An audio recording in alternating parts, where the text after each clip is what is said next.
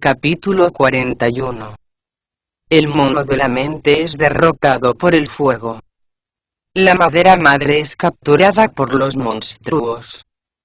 No debes preocuparte del bien o el mal, el honor o la vergüenza, la verdad o la mentira, porque el éxito, los fracasos, los afanes y el descanso, vienen y van de continuo. Es preciso vivir el ritmo de las propias necesidades, y aceptar sin rechistar la suerte que a cada cual le ha correspondido. Solo quien está tranquilo, alcanza la paz absoluta e imperecedera, mientras que quien se deja arrastrar por los afanes de la vida, se convierte en presa fácil de los demonios. Con la misma certeza con que el tiempo refresca cuando se levanta la brisa, las 5 fases saldrán vencedoras de toda asechanza. Decíamos que el bonzo ya se adentró en el bosque, mientras el gran sabio Ibachi se dirigía con paso decidido hacia la caverna. De un salto traspusieron el arroyo del pino seco, yendo a caer sobre un montón de rocas muy raras, tras las que se abría la cueva propiamente dicha. El paisaje que se extendía ante sus ojos era realmente encantador. El sendero que conducía a la entrada estaba tan sumido en el silencio, que no podía encontrarse en todo el universo un lugar mejor para meditar. A lo lejos se escuchaban los cantos de las garzas negras, leves susurros de belleza que arrastraba el viento. Debajo del puente fluía la placidez del arroyo, que brillaba como una gema bajo la acción de los rayos del sol. La blancura de las nubes se reflejaba en su cauce como una dama coqueta. Los simios y las aves salvajes se movían sin dejar de gritar, por auténticos dédalos de flores exóticas. Las rocas aparecían vestidas de enredaderas y hiedras, entre las que se asomaban tímidas las orquídeas. De las cimas tapizadas de verde, surgían columnas de humo y neblinas. Los bambúes y pinos parecían saludar con su inmarcesible color a los fénix. Las altas cumbres que se vislumbraban en la distancia, evocaban gigantescos biombos de piedra. No cabía duda de que aquella era la morada de un inmortal auténtico. El arroyo que la cruzaba nacía en la mismísima cordillera de Kunlun, y estaba predestinado a servir de solaz a un ser extraordinario. El peregrino y Ibachi pudieron ver en el dintel de la caverna una enorme losa de piedra, en la que podía leerse: Caverna de la nube de fuego. Arroyo del pino seco. Justamente debajo de tan espléndida inscripción, había un grupo de diablillos jugueteando con espadas y lanzas. El gran sabio levantó la voz al verlos, y dijo: vosotros.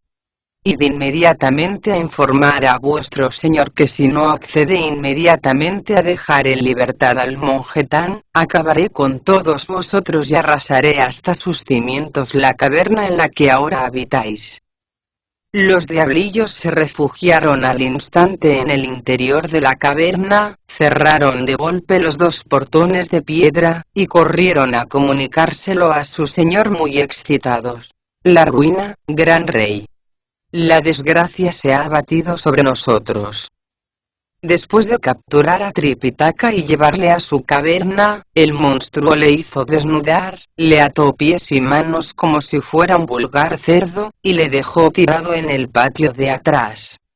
Unos cuantos diablillos se encargaron pronto de lavarle con esmero, para que pudiera ser posteriormente cocinado y devorado. En medio de esa labor estaban, cuando oyeron los aterrados gritos de sus compañeros. Al punto dejaron lo que estaban haciendo, y corrieron a preguntarles: ¿queréis decirnos de qué desgracia se trata? Ahí fuera, explicó uno de ellos con voz entrecortada, hay un monje con la cara cubierta totalmente de pelo y con una voz que recuerda al trueno. Le acompaña otro, que tiene unas orejas muy grandes y un morro muy protuberante. Ambos exigen que les entreguemos a su maestro, un tal monje Tan. Dicen que si no lo hacemos de inmediato, van a terminar con todos nosotros y a destruir hasta sus cimientos esta caverna. Seguro que esos que decís son el peregrino Sanitsubachi, comentó el monstruo sonriendo despectivo. Se ve que no son nada tontos y que saben dónde buscar. Desde el sitio en que capturé a su maestro hasta aquí hay aproximadamente una distancia de unos 150 kilómetros. No me explico cómo se las han arreglado para llegar hasta aquí tan pronto. Se volvió a continuación hacia los suyos, y les ordenó: «Sacad las carretas».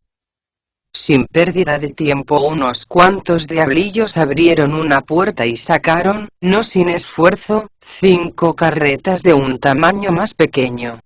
Al verlo, el peregrino dijo a Bachi: «Vaya, menos mal. Se ve que nos han cogido miedo, y han optado por mudarse a otro sitio. Aunque», añadió inmediatamente, «no. Quien se dispone a iniciar un viaje, no coloca sus carromatos de esa forma tan rara». Los diablillos habían puesto, en efecto, una carreta en cada uno de los puntos de las 5 fases. Es decir, la de la madera, el metal, el fuego, el agua, y la tierra, encargándose de su protección otros tantos guardas bien armados. Los demás corrieron al interior de la caverna. «¿Está todo listo?», preguntó el monstruo. «Así es», contestaron ellos. «En ese caso», concluyó el monstruo, «traedme la lanza». Los diablillos encargados de la armería trajeron al punto una lanza enorme con la cabeza de fuego, que entregaron respetuosamente a su señor. El monstruo ni siquiera se preocupó de ponerse una armadura. Sin otra protección que una túnica de seda profusamente bordada, salió al encuentro de sus 2 adversarios. El peregrino y Bachi se sorprendieron de verle avanzar descalzo. Su rostro era tan blanco que parecía como si se lo hubiera untado de polvos de arroz. Por el contrario, sus labios resultaban tan carnosos y rojos, que daba la impresión de que se los hubiera embadurnado de pintura con ayuda de un pincel. Su pelo poseía la negrura de la noche, tan total y absoluta que jamás tintorero alguno podría conseguir un tono semejante. La curvatura de sus cejas recordaba la de la luna creciente, aunque por su tosquedad, parecía como si hubieran sido labradas con simples cuchillos de cortar. Los bordados de su túnica representaban un fénix y un dragón enroscado. Su constitución era tan hercúlea, como la del mismísimo Nata, acentuada por el tamaño de su lanza flamígera. Su voz poseía algo de la potencia del trueno en primavera, impresión que acentuaba el extraordinario brillo de sus ojos, que de alguna manera recordaba el cegador fulgor del rayo. No cabía duda de que su nombre, el muchacho rojo, estaba destinado a perdurar para siempre. ¿Se puede saber quién ha osado venir a perturbar la paz de mi morada?, preguntó con voz potente, en cuanto se hubo encontrado en el exterior de la caverna. «Mi querido sobrino», exclamó el peregrino acercándose a él con la sonrisa en los labios. «Deja de comportarte de esa forma, por favor. Esta mañana, cuando te colgaste de un pino haciéndote pasar por un muchacho asustadizo y débil, lograste engañar a mi maestro pero no a mí. Pese a todo, cargué contigo de buena fe, pero tú te las arreglaste para atrapar a mi preceptor, montándote a lomos de un viento huracanado. ¿Crees que no tengo motivos para venir a exigirte que le pongas inmediatamente en libertad? No puedes pretender que todo no haya sido más que un lamentable equívoco. Vamos, deja de comportarte como un jovenzuelo sin juicio, y atente a las razones. No querrás entorpecer nuestras relaciones de parentesco, ¿verdad?». Si tu padre llega a enterarse de lo ocurrido, es muy posible que me eche las culpas de todo, alegando que he abusado de un muchacho de tu edad, cuando en realidad ha sido todo lo contrario. Maldito mono, replicó el monstruo, enfurecido. ¿Quieres explicarme qué relaciones de parentesco me atan a ti? ¿A qué viene todo ese cuento, y sobre todo, por qué me llamas sobrino? Se ve que no estás enterado de nada, contestó el peregrino. Hace muchísimo tiempo, cuando tú aún no habías nacido, tu padre y yo sellamos un pacto de hermandad. ¿No lo sabías? Este mono lo único que hace es decir tonterías, bramó el monstruo. ¿Cómo vamos a ser familiares, si procedemos de lugares totalmente distintos? Además, ¿quieres explicarme con más detalle eso del pacto de hermandad? Con mucho gusto, respondió el peregrino. Yo soy San Wukong, el gran sabio, socia del cielo. Hace aproximadamente 500 años sumí el cielo en una tremenda confusión, pero antes de eso viajé con frecuencia por los 4 grandes continentes. En toda la tierra no hubo un solo lugar en el que no pusiera el pie. Para mí era entonces de vital importancia entrar en contacto con personas de valor y aureoladas de heroísmo. Por aquella época tu padre, el monstruo toro, se hacía llamar el gran sabio, reflejo del cielo. Junto con otros 5 héroes constituimos una hermandad, cuya primacía ostentó precisamente él. El segundo lugar le correspondió al monstruo dragón, que adoptó el título de gran sabio, señor del océano. El tercero fue para el monstruo Garuda, que se hizo llamar gran sabio, unido al cielo. El cuarto lo ocupó un león, que se arrogó el rango de gran sabio, señor de la montaña. El quinto correspondió a un monstruo femenino, que se hizo llamar gran sabio de la brisa serena. El sexto estuvo reservado para un simio gigante, que se apropió el título de gran sabio, azote de los dioses. Finalmente, a mí, el gran sabio, socia del cielo, me correspondió el séptimo y último lugar, ya que era el más pequeño de todos y no superaba a nadie en tamaño. En aquella época, de las más felices de mi vida por cierto, tú ni siquiera habías nacido. El monstruo se negó a creer semejante historia, y lanzó contra el peregrino un terrible lanzazo de fuego. Afortunadamente, Wukong era un luchador experto y logró parar a tiempo el golpe, haciéndose a un lado y levantando oportunamente la barra de hierro. ¡Maldita bestia!, bramó, enfurecido. Eres tan tonto que no sabes distinguir al amigo del enemigo. Eso te va a costar probar el sabor de mi barra. Mono engreído, gritó a su vez el monstruo, deteniendo el golpe de su adversario. No sabes lo que dices. Eres tú el que debes guardarte de mi lanza. Los dos parecieron olvidar de pronto la relación familiar, de la que decían ser esclavos. Valiéndose de la magia, se elevaron hasta el límite mismo del firmamento, donde se enfrascaron en una lucha en verdad espléndida. Si grande era la fama del peregrino, la del monstruo no le iba a la zaga. A los golpes de la barra de los extremos de oro, respondía con no menos efectividad la lanza de la hoja de fuego. El fragor de la batalla era tal, que la neblina se extendió por las 3 regiones, y los 4 puntos cardinales se vieron sumidos en una oscuridad total. Los golpes resonaban en el firmamento, como una campana en el interior de una bóveda. Estremecidos, el sol, la luna y las estrellas dejaron de emitir luz. Era tal el odio y el desprecio que embargaba a los dos contendientes, que en ningún momento intercambiaron una sola palabra. Su lucha estaba impregnada de una fiereza salvaje que hacía caso omiso de todas las normas. La barra descargaba golpes cada vez más certeros, que la lanza detenía con increíble precisión. No podía ser de otra forma, ya que uno de los guerreros era el mismísimo Gran Sabio, y el otro el joven Sudana. Ambos estaban empeñados en conseguir la victoria, porque el premio no era otro que el monje Tang en persona. Más de 20 veces cruzaron sus armas el monstruo y el Gran Sabio, pero el resultado de la batalla permanecía tan incierto como al comienzo de la misma. Tsubachie se percató sin embargo de que las cosas no iban tan bien como debieran para el peregrino.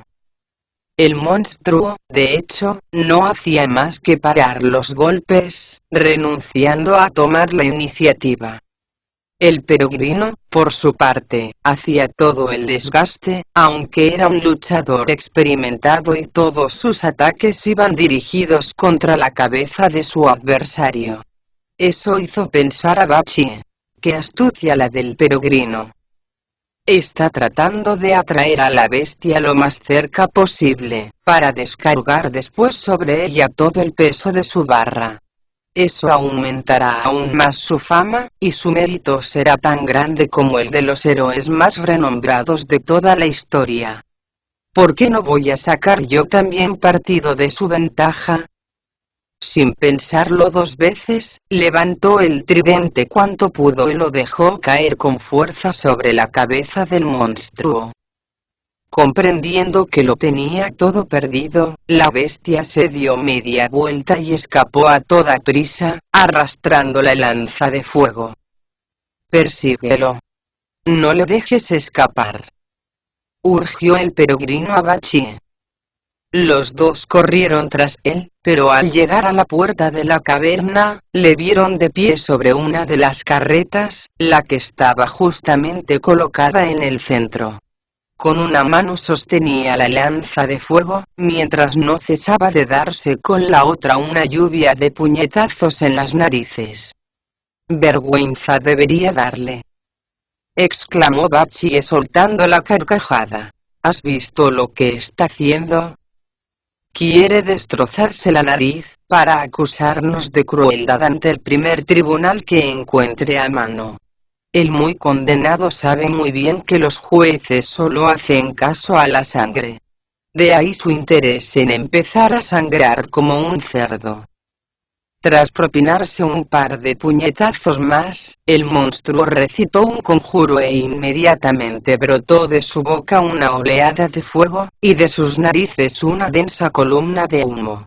Lo más sobrecogedor, no obstante, fue que de las otras 4 carretas manó igualmente un torrente de fuego, que se elevó hacia lo alto, borrando de la vista todo el paisaje. Muerto de miedo, Bachie gritó al peregrino: «Esto se está poniendo realmente feo. Si se vuelve contra nosotros esa enorme masa de fuego, no podremos hacer nada por escapar. Yo terminaré de seguro en su mesa bien churruscadito y esmeradamente sazonado. Hay que huir cuanto antes, si queremos salvar el pellejo». No había acabado de decirlo, cuando ya estaba al otro lado del arroyo, sin preocuparse para nada de la suerte que pudiera correr el peregrino. Afortunadamente, este conocía un conjuro para repeler el fuego, y se lanzó decidido a aquel mar de llamas, tratando de echar mano a la bestia. El monstruo no se arregló al verle. Al contrario, lanzó 2 bocanadas más de fuego y el incendio adquirió proporciones realmente extraordinarias. Era tal el calor que despedía, que la tierra se puso tan roja como el hierro fundido y el cielo a punto estuvo de desplomarse. Era como una enorme rueda que girara de continuo, o un inmenso río de pavesas que fluyera sin interrupción de este a oeste. Nada tenía que ver este fuego con el de Sui Ren, ni con el que utilizaba Lao Tse para purificar su elixir. Su origen no era celeste, aunque tampoco podía afirmarse que fuera profano. Samadhi enseñó al monstruo a dominarlo, para que pudiera alcanzar la perfección absoluta. Las carretas poseían una íntima relación con cada una de las 5 fases a las que todo cuanto existe debe su origen. La madera del hígado aviva el fuego del corazón, que a su vez calma la tierra del bazo, del que surge el metal, que termina transformándose en agua. El agua engendra la madera, y de esta forma, se ve concluido el círculo mágico. El fuego es el origen de todos los cambios. Por eso, todo crece y evoluciona cuando el sol se pasea majestuoso por los cielos. El monstruo sabía de estos procesos a través de las enseñanzas Samadhi, de ahí que fuera el señor más poderoso de todo el oeste. El humo y las llamas alcanzaron tal intensidad, que el peregrino no podía ver con claridad el camino que conducía a la caverna, cuanto menos dar con el monstruo. Se dio pues media vuelta, y abandonó de un salto aquel mar de fuego. El monstruo dejó de avivarlo al instante, y se retiró triunfal al interior de la cueva, seguido de sus diablillos. En cuanto se hubieron cerrado las puertas de piedra, se sentaron todos a la mesa y celebraron con grandes muestras de alegría la victoria de su señor. Desalentado, el peregrino volvió a cruzar el arroyo del Pino Seco. Al ver que Bachie estaba hablando tranquilamente con el Bonzo Sha, perdió los estribos y exclamó malhumorado: ¿Qué clase de hombre eres tú? ¿Es que no tienes ni siquiera una pizca de decencia?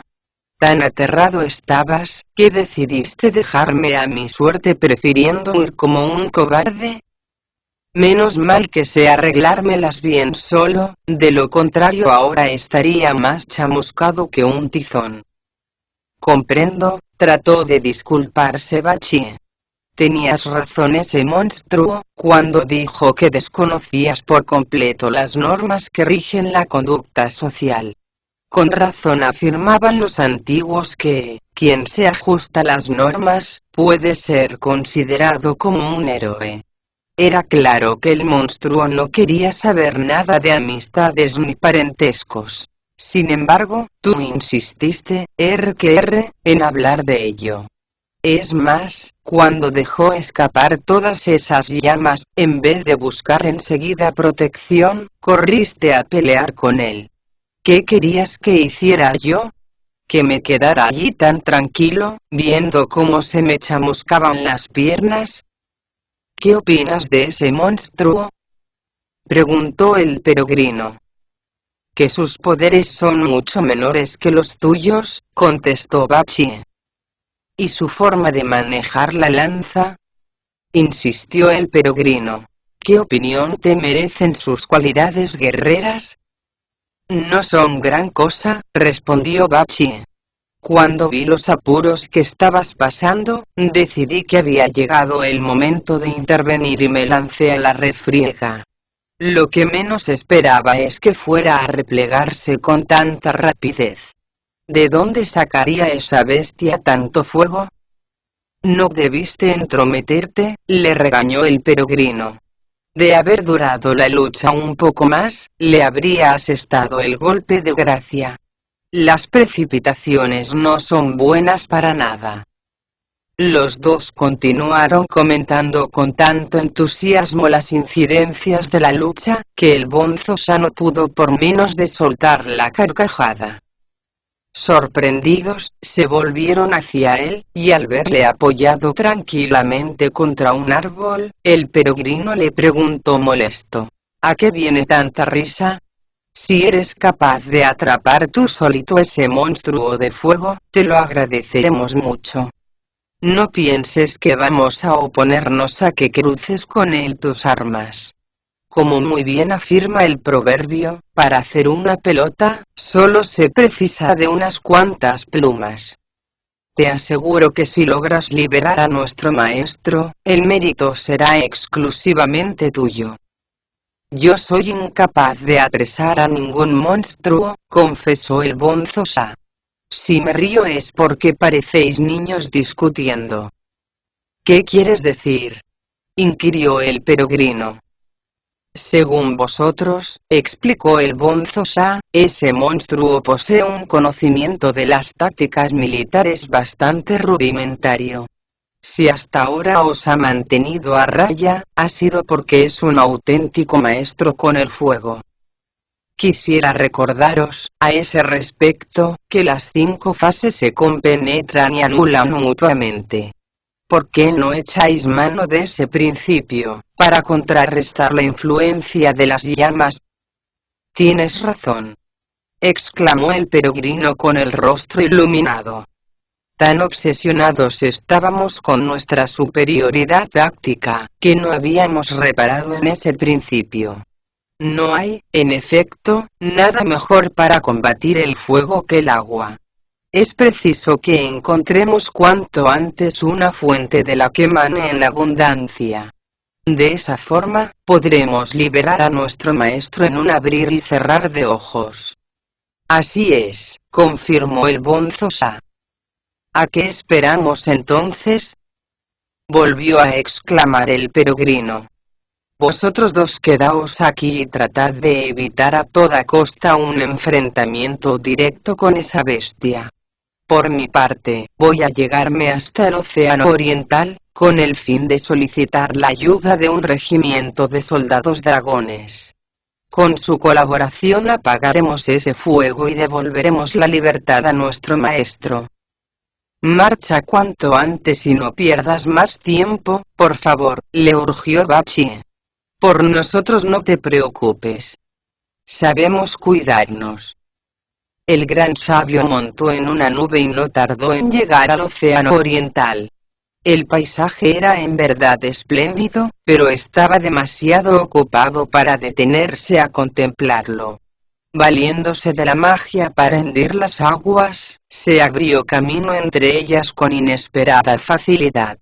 Al poco rato se topó con un Jaxa, que se hallaba de patrulla y que regresó a toda prisa al Palacio de Cristal de Agua a informar al Rey Dragón de la inesperada llegada del gran sabio. Ao Quan llamó a todos sus hijos y nietos y salió a la puerta, escoltado por un contingente de gambas soldado capitaneadas por un cangrejo teniente, a dar la bienvenida a visitante tan ilustre. Tras los saludos de rigor, el rey hizo servir el té, pero el peregrino los rechazó diciendo: «No tengo tiempo para eso. El asunto que me trae aquí es de vital importancia y espero que os dignéis prestarme vuestra inestimable ayuda. Como quizás sepáis, mi maestro se ha embarcado en un viaje con destino al paraíso occidental. Su intención es hacerse con los escritos de Buda. Al pasar junto a la caverna de la nube de fuego, que se halla enclavada a orillas del arroyo del Pino Seco, nos salió al encuentro un monstruo conocido como el Muchacho Rojo, aunque él prefiere ser llamado Santo Niño. He de reconocer que es extremadamente imaginativo, y que valiéndose de 1000 argucias, logró apoderarse de mi maestro. Eso me forzó a llegarme hasta su puerta y a enfrascarme con él en una desigual batalla, ya que es un maestro en el dominio del fuego. Tras no pocas cavilaciones caí en la cuenta de que las llamas son impotentes contra el agua, y decidí venir a solicitar vuestra ayuda. Para que el monje Tang pueda ser liberado de las garras de esa bestia, es preciso que vos desatéis una tormenta sobre el lugar que mora, neutralizando así el poder destructor de las llamas de que se vale para aterrorizar a toda la comarca. Si lo que deseáis es lluvia, contestó el rey dragón, habéis acudido al lugar menos indicado para ello.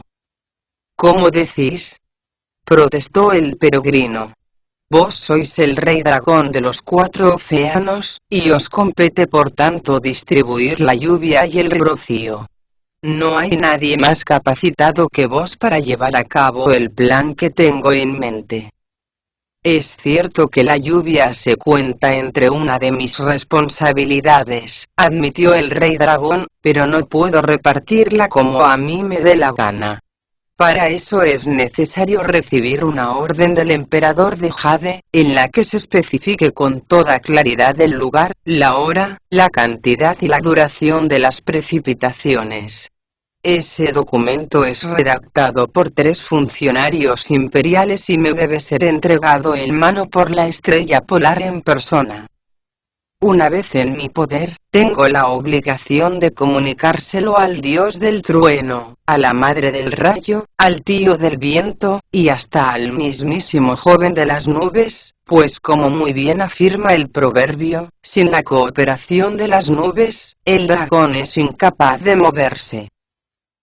Yo no necesito viento, ni nubes, ni rayos, ni truenos, exclamó el peregrino, impaciente, sino un poco de agua de lluvia.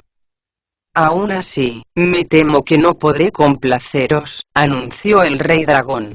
Porque para ello precisaré del concurso y beneplácito de mis 3 hermanos. Eso sí, si ellos acceden a ayudaros, tened por seguro que todo el mérito será exclusivamente vuestro. ¿Dónde puedo encontrar a vuestros hermanos?, volvió a preguntar el peregrino. En sus respectivos palacios, respondió el rey dragón. A. Auchin, en el del océano austral. A. Aoshun, en el del océano septentrional. Y a Aojun, en el del océano occidental. Si tengo que ir a tantos sitios, concluyó el peregrino riendo, prefiero acudir directamente al emperador de Jade y pedirle una orden de tormenta. No es necesario que lo hagáis, gran sabio, trató de tranquilizarle el rey dragón. Cuando deseamos reunirnos, mis hermanos y yo nos batimos un tambor de hierro y tañemos una campana de oro que todos poseemos, y al punto acudimos al lado de quien lo solicite. En ese caso, replicó el peregrino más animado, desearía que batierais el tambor y tañerais la campana sin pérdida de tiempo. Al poco tiempo de hacerlo, se presentaron los 3 reyes dragón, y preguntaron visiblemente alarmados a su hermano mayor.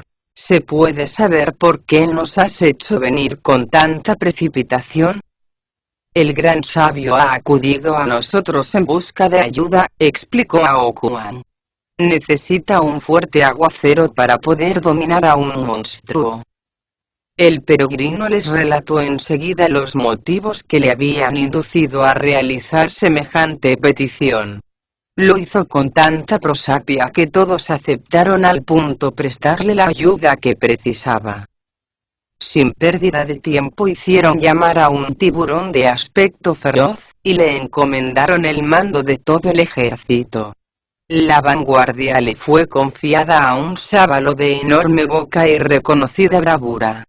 Las carpas, famosas por sus cualidades como mariscales de campo, saltaban enérgicas de ola en ola, mientras las bremas, las virreinas del mar, arrojaban por sus bocas neblinas y brisas. En el este las caballas, grandes mariscales del océano, se pasaban unas a otras el santo y seña. En el oeste los atunes, severos comandantes de las aguas, gritaban sus órdenes a la tropa. En el sur las sirenas de ojos rojizos marcaban el ritmo del avance del ejército con sus sensuales movimientos de incansables bailarinas. En el norte se veían los ampulosos gestos de aguerridos generales que lucían armaduras negruzcas. Y finalmente en el centro los esturiones, sufridos sargentos del medio acuático, tomaban posesión de sus mandos.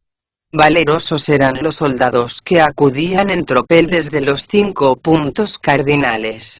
La tortuga de mar, sumamente inteligente y astuta, daba muestra de las cualidades que habían hecho de ella el supremo canciller del océano. Como consejeros, tenía a su cargo una enorme legión de galápagos, tan maquinadores y sutiles como ella. Las iguanas, que ostentaban el cargo de ministros, no dejaban de dar pruebas inequívocas de su poca fidelidad y de su mucha inteligencia práctica. Qué lejos estaban de su manera de entender la vida las sufridas tortugas de arena, muy bien dotadas para la lucha, que tenían el cargo de comandantes. El grueso del ejército estaba constituido por cangrejos guerreros, que caminaban de lado, blandiendo orgullosos espadas y lanzas. gambas amazonas que se desplazaban hacia adelante saltando graciosamente sin dejar caer sus pesados arcos, y soldados marinos de mil y una especie. De tan impresionante momento tenemos un poema, que afirma, con gusto accedieron a ayudar al gran sabio, sosia del cielo, los reyes dragón de los 4 océanos. La mala fortuna de Tripitaka, aconsejó la búsqueda inmediata de agua para poder apagar el fuego destructor. Siempre a la cabeza de aquel ejército de dragones, el peregrino no tardó en llegar al arroyo del Pino Seco. Allí detuvo la marcha, y volviéndose a los 4 dragones, les dijo: lamento haberos traído a un lugar tan alejado de vuestra residencia habitual. Esta es la morada del monstruo de que os hablé. Sería conveniente que os quedarais aquí arriba, en el aire, y de momento no os dejarais ver. Tengo la intención de retarle de nuevo. Si logro acabar con él, o incluso en el caso de que sea yo el derrotado, no será necesaria vuestra intervención. Guardaos muy mucho de dejar caer una sola gota de lluvia antes de que haya empezado a vomitar fuego, porque ese monstruo es muy suspicaz, y enseguida busca la seguridad de su guarida. Los reyes dragón aceptaron sus sugerencias, y se sometieron de buen grado a la autoridad de su mando. El peregrino descendió entonces de la nube, y adentrándose en el bosque de pinos, gritó: Bachie, Bonzosa. Estoy aquí. Has vuelto más pronto de lo que esperábamos, comentó Bachie sorprendido. ¿Has logrado convencer a los reyes dragón? Todos están aquí, anunció el peregrino, así que lo mejor es que os ocupéis del equipaje. Procurad mantenerlo en un lugar seco, porque va a caer una lluvia torrencial. Por mi parte, voy a retar otra vez a esa bestia. No te preocupes, dijo el Bonzosa. Nosotros nos encargamos de todo. De nuevo volvió el peregrino a cruzar de un espléndido salto el arroyo, se colocó de jarras ante la puerta, y gritó con todas sus fuerzas: «Abrid inmediatamente». Los diablillos corrieron a informar a su señor, diciendo: «Otra vez está aquí el peregrino San, Majestad». «¡Qué mono más pertinaz!», exclamó el monstruo levantando la cabeza y lanzando una sonora carcajada. Se ve que logró escapar del fuego, aunque no me explico ciertamente cómo. De todas formas no podrá repetir su hazaña, porque no voy a parar de vomitar llamas hasta que su piel esté chamuscada del todo y su carne no sea más que un amasijo negruzco. Echó mano a continuación de la lanza, y añadió: «Sacad las carretas», y se lanzó fuera de la caverna, donde preguntó con insolencia al peregrino: «¿Se puede saber para qué has vuelto?». «Para exigirte que pongas en libertad a mi maestro», contestó el peregrino. «¡Qué cabezón eres!», exclamó el monstruo. «¿Qué hay de malo en que tu maestro me sirva de aperitivo? Es mejor que te olvides de él cuanto antes». El peregrino no pudo contener la furia que le embargaba. Cogió la barra de los extremos de oro y la dejó caer con todas sus fuerzas sobre la cabeza del monstruo. Afortunadamente la bestia detuvo el golpe con su lanza de fuego. La batalla que entonces se inició no se pareció en nada a la que habían librado horas antes. El monstruo estaba furioso, mientras que el rey de los monos se sentía más seguro que la vez anterior. Uno ponía en peligro su vida por salvarla del monje Tan, y el otro por incorporarla a la suya, devorándole como si fuera un grano de arroz. Los pensamientos que ahora recorrían sus mentes, eran igualmente muy distintos. Ninguno de ellos pensaba ya en lazos familiares, cosa que los llevaba a ser todavía más fieros en el combate. Ambos eran conscientes de que si la suerte les volvía la espalda, podían muy bien terminar desollados en el interior de un puchero. Eso explicaba la fiereza con la que medían una y otra vez sus armas. Pese a todo, ni la barra de hierro ni la lanza de fuego podían arrogarse una significativa ventaja. Los dos guerreros poseían unos poderes tan parecidos, que tras más de 20 encuentros, el desenlace de la lucha estaba aún por decidir. Comprendiendo el monstruo que no había manera de obtener una rápida victoria, lanzó contra el cuerpo de su adversario un terrible lanzazo, retirándose a toda prisa unos pasos para atrás. Pero lo que hizo entonces no fue prepararse para detener la terrible reacción del mono, sino golpearse la nariz con los puños.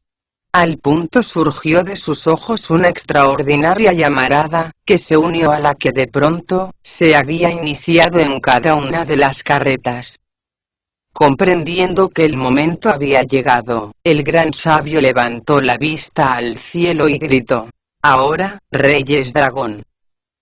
Los 4 dragones ordenaron entrar en acción a sus huestes, dejando caer sobre el monstruo de fuego una lluvia como jamás se había visto. Era como si los torrentes tuvieran su nacimiento en las nubes, o los meteoros estuvieran constituidos únicamente de agua. De alguna forma, aquel aluvión recordaba las olas del mar en una tormenta. No en vano las gotas de lluvia eran más grandes que el puño cerrado de un guerrero, adquiriendo al poco rato el tamaño de cacerolas para cocer el arroz. La tierra entera se vio cubierta por las aguas, y hasta las montañas más altas adquirieron la coloración que posee la cabeza de Buda. El agua se precipitó hacia el interior de las cimas, denso como un biombo de jade. Los arroyos vieron incrementado 1000 veces su cauce, las intersecciones de los caminos fueron arrasadas, y todos los ríos se transformaron de pronto en mares. Tal fue la contribución de los dragones sagrados en la liberación del monje Tang. Para conseguir tan alto objetivo, no dudaron en verter sobre la tierra el inmenso caudal del río celeste. Sin embargo, la lluvia fue incapaz de acabar con el fuego del monstruo. Al no recibir la autorización del emperador de Jade, el agua de la que se sirvieron los reyes dragón podía apagar cualquier fuego de origen terrestre, pero no uno como aquel, que poseía una naturaleza espiritual y había sido perfeccionado por el mismísimo Samadhi. Era, de hecho, como echar agua en el fuego, y las llamas adquirieran proporciones aún mayores. Será mejor que vuelva a hacer el signo mágico y me adentre en las llamaradas, a ver si logro atrapar a la bestia que las produce. Al verle acercarse, el monstruo le lanzó en el rostro una bocanada de humo. El peregrino trató de hacerse enseguida a un lado, pero el humo le alcanzó de lleno. Los ojos se le irritaron de tal manera, que le empezaron a llorar como si fuera una nube descargando su copioso contenido de agua. Aunque era inmune al fuego, el gran sabio no disponía de ninguna protección contra el humo. Como se recordará, tras sumir el palacio celeste en una terrible confusión, estuvo encerrado durante más de un año en el brasero de los 8 triagramas de Lao Tse, donde se le refinó como si fuera oro. Si no sufrió ninguna quemadura, fue porque logró acurrucarse en el compartimiento del triagrama San. Pero eso no le salvó del azote del humo. Cuando de hecho se levantó un poco de aire, los ojos se le irritaron de tal forma que parecían estar hechos de fuego y las pupilas se le tornaron como de diamante. De ahí su indefensión ante el humo. El monstruo se percató enseguida de esta debilidad, y volvió a descargar sobre él una nueva bocanada de tan molesto elemento. Al peregrino no le quedó pues otro remedio que montar en una nube y huir a toda prisa. El monstruo dejó entonces de escupir fuego, y regresó al interior de su caverna. El gran sabio tenía todo el cuerpo cubierto de llamas y humo, y corrió a refrescarse en el arroyo que discurría por la montaña. Lo que menos se esperaba fue que el contraste entre la temperatura del agua y la del fuego fuese tan marcado, que al punto perdiera la conciencia. La reacción resultó de hecho tan intensa, que el aliento se le quedó congelado en el pecho, y la garganta y la lengua perdieron su temperatura habitual. A consecuencia de tantos cambios, el espíritu abandonó su cuerpo y la vida se marchó con él. Al ver lo ocurrido, los reyes dragón de los 4 océanos se pusieron a temblar, y renunciando al punto a su ataque de lluvia, gritaron con manifiesto sobresalto: «Salid del interior del bosque, mariscal de los juncales celestes y capitán encargado de levantar la cortina. La desgracia se ha abatido sobre vuestro hermano». Al oírse llamados por los cargos que habían ostentado en las regiones superiores, Bachie y el bonzo Sha desataron a toda prisa el caballo, cargaron con el equipaje, y abandonaron a la carrera su escondite. Sin importarles para nada el barro y las piedras que había a lo largo de todo el arroyo, se lanzaron a una frenética búsqueda que se extendió a toda la orilla. Cuando más entretenidos estaban revolcando los juncales y espadañas, vieron venir corriente abajo el cuerpo de un hombre. El bonzo Sha lo arrastró hasta la orilla, zambulléndose en el agua sin preocuparse de quitarse antes la ropa. Como habían supuesto, se trataba del cuerpo sin vida del gran sabio San. Tenía doblados los brazos y estaba ya tan frío, que no había manera de estirárselos. Parecía como si el hielo hubiera tomado posesión de él. Con ojos cargados de lágrimas, el bonzo Sha exclamó desconsolado: «Qué pena veros así. Vos, que estabais llamado a no envejecer jamás y a contemplar el mismísimo final de los tiempos. ¿Cómo habéis encontrado la muerte en lo más florecido de vuestra inmarcesible juventud?» «Deja de llorar, anda», le aconsejó Bachie soltando la carcajada.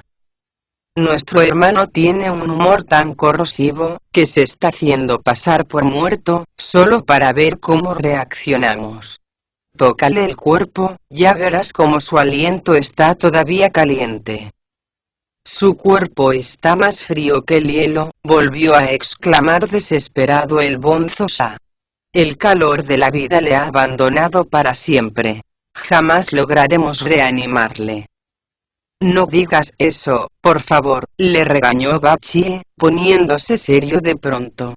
Si había logrado dominar el arte de las 72 transformaciones, era porque, de hecho, poseía 72 vidas. No puede haberlas perdido todas de golpe. «Estírale las piernas y yo me encargaré de lo demás». El bonzo Sha obedeció sin rechistar. Bachie le levantó entonces la cabeza y la parte superior del cuerpo. Después le dobló las piernas, dejándole en una posición que recordaba la de una persona sentada. Frotó a continuación sus manos, hasta que adquirieron un cierto grado de calor, y tras taparle con cuidado las 7 aperturas del cuerpo, comenzó a darle una serie de enérgicos masajes. La temperatura del agua había producido en su aliento un efecto tan traumático, que quedó concentrado en el campo de mercurio situado en la parte inferior del abdomen, y el peregrino no podía emitir ni un solo sonido. Fue una suerte por tanto, que Bachie le aplicara aquella serie de friegas, porque el aire fue invadiendo poco a poco cada una de las 3 regiones, y al final alcanzó el salón de la luz, que como se sabe se halla ubicado entre los ojos. De esta forma, las aperturas de su cuerpo comenzaron a funcionar, como si jamás hubieran estado obstruidas. «Maestro. ¿Dónde estáis, maestro?», exclamó, nada más abrir los ojos. «Vaya», dijo a su vez el bonzo Sha. «Siempre estás pensando en el maestro. Vives para él, y cuando la muerte te llama a su lado, su nombre continúa pegado a tus labios. Despierta de una vez. ¿Es que no nos ves? Estamos a tu lado». ¿De verdad?, volvió a exclamar el peregrino. Esta vez las cosas no me salieron como había previsto. Simplemente te mareaste, trató de tranquilizarle Bachie. Aunque eso no quita que de no haberte reanimado yo, ahora estuvieras perdido para siempre. ¿Has pensado ya cómo vas a agradecérmelo? Por toda respuesta, el peregrino levantó la vista hacia lo alto, y preguntó: ¿Seguís ahí, hermano Sao? Así es, respondieron los reyes dragón de los 4 océanos. No nos hemos movido del sitio. Lamento haberos hecho venir desde tan lejos para nada, se disculpó el peregrino. Si queréis, podéis regresar a vuestras mansiones. Ya os daré otro día las gracias por cuanto habéis hecho hoy. Los reyes dragón levantaron el campo, e iniciaron la larga marcha hacia sus puntos de origen, seguidos de sus indestructibles ejércitos. El bonzo se agarró entonces al peregrino y le ayudó a caminar en dirección al bosque, donde se sentó a descansar. No tardó en recuperar su ritmo habitual de respiración. Sin embargo, no le sirvió de mucho, porque cayó pronto en brazos de la tristeza, y exclamó llorando con amargura: «Aún recuerdo, maestro, el año que partisteis de la corte de los Tang. No podré olvidarlo jamás, porque fue entonces cuando me liberasteis de la montaña que sobre mí habían puesto los cielos. Desde ese momento hemos transpuesto infinidad de montañas, vadeado incontables cursos de agua, y medido nuestras fuerzas con innumerables monstruos. Todo lo hemos compartido como auténticos hermanos. Vuestras alegrías han sido mías, y míos vuestros desánimos. Juntos hemos pedido limosna, y hemos descansado al aire libre o bajo cubierto. Nuestros corazones laten al mismo ritmo y se dejan conducir por los mismos ideales de perfección. ¿Cómo es que no he podido liberaros aún, y he estado a punto de perder hoy la vida? No te atormentes más, le aconsejó el bonzo Sa. Tracemos un buen plan y acudamos donde sea preciso en busca de ayuda. ¿Quién puede prestárnosla, si hasta los dragones han fracasado? Recuerdo, contestó el bonzo Sa, que cuando la Bodhisattva nos confió la custodia del monje Tang, nos prometió al mismo tiempo, que siempre gozaríamos de la protección del cielo. Incluso llegó a decir que si ésta nos fallaba, podíamos acudir a la tierra. Vamos, que protectores no nos faltan. Solo nos queda por determinar a quién acudir primero. Cuando sumí el palacio celeste en una confusión indescriptible, comentó el peregrino con nostalgia, ninguno de los guerreros de lo alto pudo doblegarme. Eso quiere decir que dados los tremendos poderes mágicos de este monstruo, debemos acudir a alguien incluso más poderoso que yo. El problema es que ninguno de los dioses del cielo o de la tierra me superan en el dominio de las artes mágicas. Solo la Bodhisattva Kuan Yin podría prestarnos una ayuda decisiva, pero desgraciadamente he perdido muchas fuerzas y no puedo desplazarme por los aires a la velocidad que debiera. ¿Qué podemos hacer? Si quieres, puedo ir yo en tu lugar, dijo Bachie. De acuerdo, concluyó el peregrino. Pero recuerda que no debes mirar de frente a la Bodhisattva. Tienes que mantener la cabeza inclinada en todo momento, y arrodillarte cuando sea preciso. Cuando te pregunte sobre el motivo de tan inesperada visita, procura responder con sencillez. Dale cuantas señales precises sobre este lugar y suplícale con humildad que libere a nuestro maestro. Si accede a ello, el monstruo no tendrá nada que hacer. Bachie se elevó por los aires y se dirigió a toda prisa hacia el sur. Mientras esto ocurría, el monstruo y los suyos estaban celebrando su nueva victoria en el interior de la caverna. Esta vez, anunció con orgullo a sus súbditos, el peregrino San ha sufrido una auténtica derrota. Es posible que no haya muerto, pero su estado debe de ser en verdad lastimoso. Está perdido para siempre.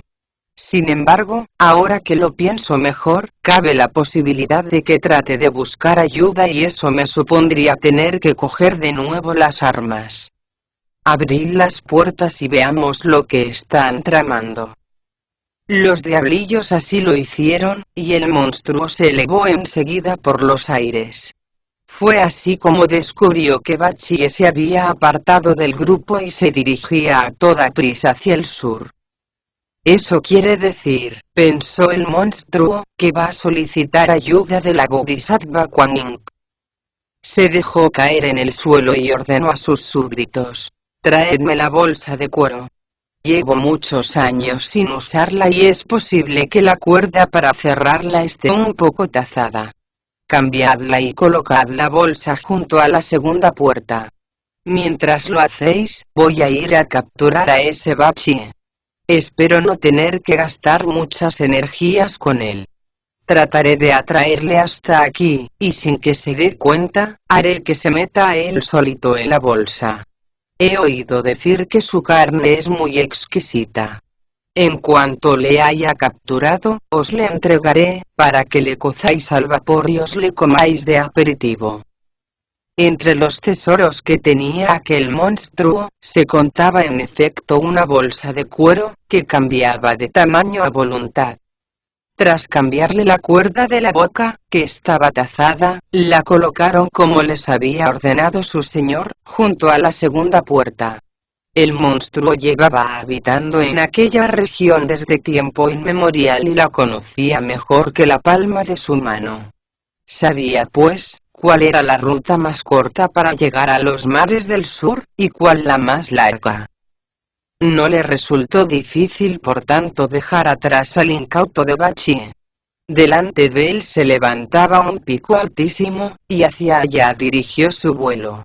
Se sentó en la cumbre con ademán solemne, y tras sacudir ligeramente el cuerpo, se transformó en una copia exacta de Kuan Yin. Al poco rato, apareció en la distancia el idiota corriendo toscamente por encima de las nubes. Se sorprendió de ver allí a la Bodhisattva, pero no pensó en ningún momento que podía tratarse de un engaño. Como suele ocurrirles a los hombres estúpidos, para él no existía ninguna diferencia entre los budas y las imágenes que los representan. Descendió inmediatamente de la nube en la que viajaba, y echándose rostro en tierra, dijo respetuoso: aceptad el saludo de vuestro humilde discípulo Chugunen. ¿Se puede saber por qué no estás protegiendo al monje Tan? Le regañó el monstruo. ¿Quién te ha dado permiso para venir a verme? Disculpad mi atrevimiento, respondió Bachie. Pero el caso es que junto al arroyo del pino seco, en la caverna de la nube de fuego, nos hemos topado con un monstruo terrible, que se hace llamar el muchacho rojo. Posee un extraordinario conocimiento de las artes mágicas y logró apoderarse de nuestro maestro. Pese a todo, nos las arreglamos para descubrir su guarida, y retarle a muerte. Sin embargo, es un maestro consumado en el uso del fuego, y nuestros esfuerzos resultaron lamentablemente inútiles. 2 veces nos hemos enfrentado a él, sin conseguir nada positivo.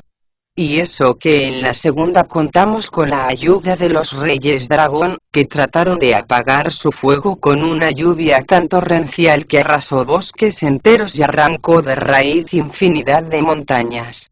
Lo peor fue que Wukong sufrió unas quemaduras tan horrorosas que apenas se puede mover. Por eso me pidió que viniera a entrevistarme con vos y suplicaros que libréis a nuestro maestro de una prueba tan horrenda como a la que ahora está sometido. Me cuesta trabajo creerte, comentó el monstruo. El señor de la caverna de la nube de fuego no es amigo de comer carne humana. Por fuerza habéis tenido que ofenderle de alguna manera para comportarse así con vosotros. Os juro que yo no he hecho nada, se defendió Bachie. Sin embargo, no puedo decir lo mismo de Wukong. De hecho, ese monstruo se hizo pasar en un principio por un niño colgado de un pino, con el ánimo de probar a nuestro maestro. Tripitaka, como bien sabéis, posee un natural compasivo, y ordenó que le desatáramos y cargáramos con él. Wukong se prestó a ello a regañadientes, deshaciéndose de él en la primera ocasión que se le presentó. Eso hizo que el monstruo montara en cólera y se apoderara de nuestro maestro. He de reconocer que un acto tan deleznable como ese, estuvo dictado exclusivamente por un comprensible afán de venganza. Eso mismo opino yo, comentó el monstruo. Levántate y acompáñame hasta la cueva de esa bestia. Es preciso que me entreviste cuanto antes con ella y le pida que ponga en libertad a tu maestro. No dudo de que se avendrá a razones, y así podréis continuar tranquilamente vuestro camino. Si hace eso, respondió Bachie, estoy dispuesto a arrodillarme ante él y a golpear el suelo con la frente más de 10.000 veces seguidas. En ese caso, no hay más que hablar, comentó el monstruo. Venid conmigo. El idiota renunció de esta forma a continuar su viaje a los mares del sur, regresando en compañía del monstruo a la caverna de la nube de fuego. Al llegar a la puerta, se negó a seguir adelante, pero el monstruo le animó a entrar, diciendo: ¿A qué viene ese miedo? ¿Acaso no sabes que ese monstruo es amigo mío? Vamos, pasa conmigo. El idiota dejó a un lado todos sus recelos, y siguió a la falsa bodhisattva. En ese preciso instante una legión de diablillos se abalanzaron sobre él, gritando ferozmente. Antes de que pudiera reaccionar, se encontró en el interior de una bolsa de cuero, que las bestezuelas cerraron con la ayuda de una cuerda, para colgarla a continuación de una viga. El monstruo volvió a adquirir entonces la forma que le era habitual, y tomando asiento justamente en el centro de aquella congregación de bestias, preguntó a Bachie en tono burlón. ¿Se puede saber qué clase de poderes tienes tú para acompañar al monje Tang en busca de las escrituras? ¿Quién te ha dado además permiso para pedir a la bodhisattva que venga a castigarme? Abre bien los ojos y mira quién soy. ¿No me reconoces? Todo el mundo me llama el Santo Niño. Durante 4 o 5 días permanecerás colgado de esa viga, para ser después cocido al vapor y servir de aperitivo a mis súbditos. ¡Maldito monstruo!, gritó Bachie desesperado, ¿cómo te has atrevido a usurpar la personalidad de la bodhisattva? No pienses que semejante irreverencia va a quedar sin castigo. Has logrado engañarme, pero te advierto que si comes mi carne, el mismo cielo se encargará de darme cumplida venganza, haciendo que se os hinche a todos la cabeza. El idiota continuó lanzando improperios durante mucho tiempo, pero nadie se dignó a prestarle la menor atención. Solo el gran sabio pareció intuir lo desesperado de su situación. Estaba sentado tranquilamente en el bosque en compañía del bonzo Sha, cuando se levantó de pronto un golpe de viento fétido. El peregrino lo husmeó como si fuera un lebrel, y exclamó desalentado: «Las cosas parecen irnos de mal en peor. Lejos de anunciarnos buena suerte, este viento parece asegurarnos mala fortuna. ¿O mucho me equivoco, o Chu Bachie ha perdido el rumbo que se trazó? Siempre le quedará la posibilidad de volver a recobrarlo preguntando a alguien, ¿no?», replicó el bonzo Sha. «No en este caso», contestó el peregrino, «porque me da el corazón que se ha topado con un monstruo». «¿Cómo no ha vuelto a informarnos?», inquirió una vez más el bonzo Sha. «No lo sé», respondió el peregrino. «Pero algo ha salido definitivamente mal. Quédate aquí, cuidando del equipaje, mientras me acerco al otro lado del arroyo y trato de averiguar lo que está pasando. Todavía no estás recuperado del todo, protestó el bonzo Sa. Será mejor que vaya yo. De lo contrario, puedes sufrir un daño irreparable. Estate tranquilo, dijo el peregrino.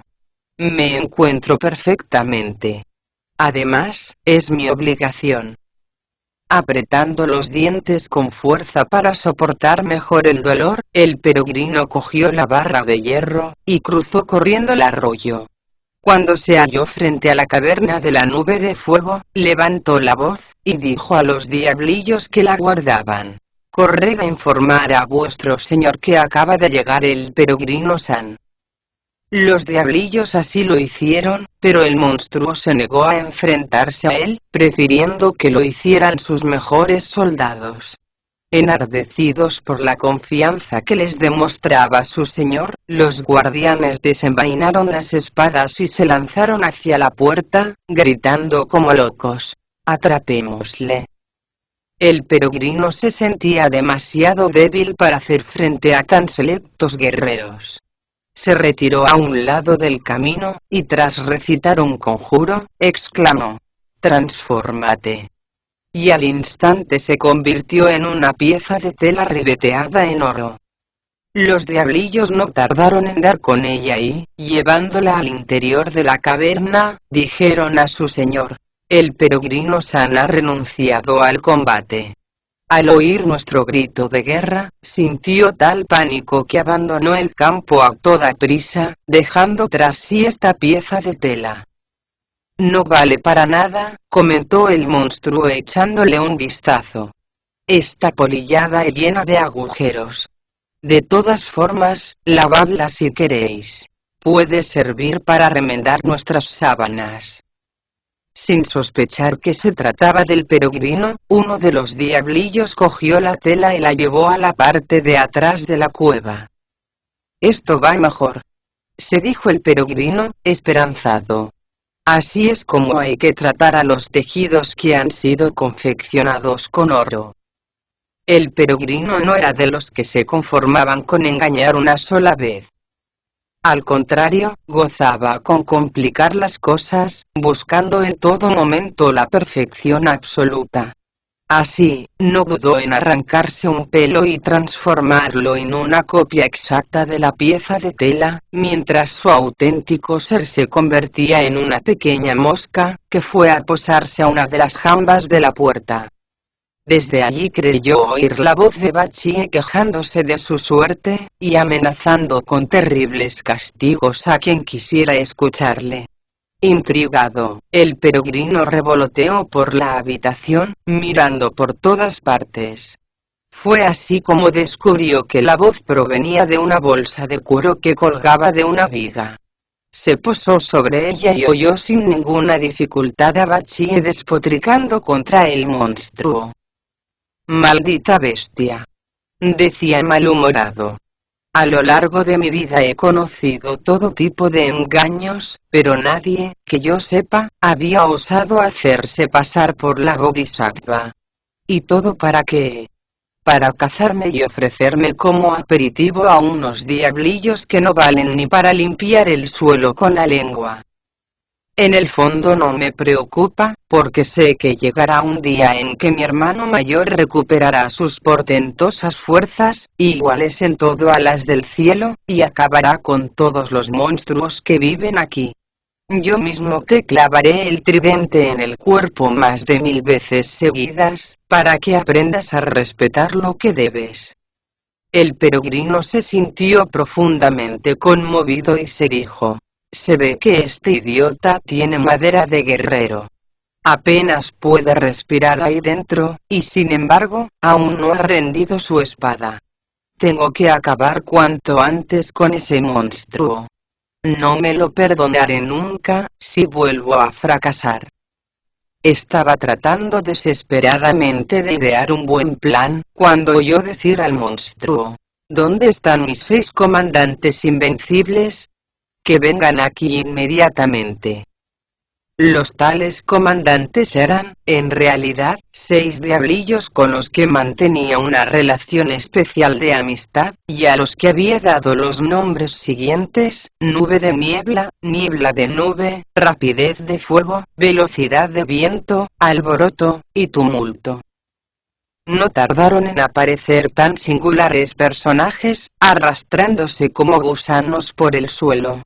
Sin prestar la menor atención a su respetuosa sumisión, el monstruo les preguntó: ¿sabéis ir al palacio del anciano rey?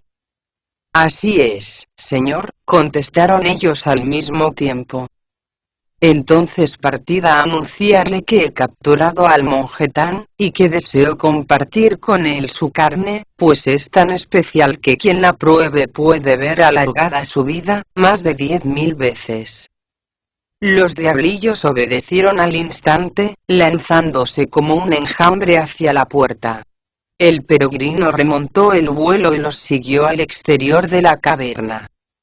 No sabemos si el personaje al que fueron a invitar accedió a sus deseos, o por el contrario se opuso a ellos.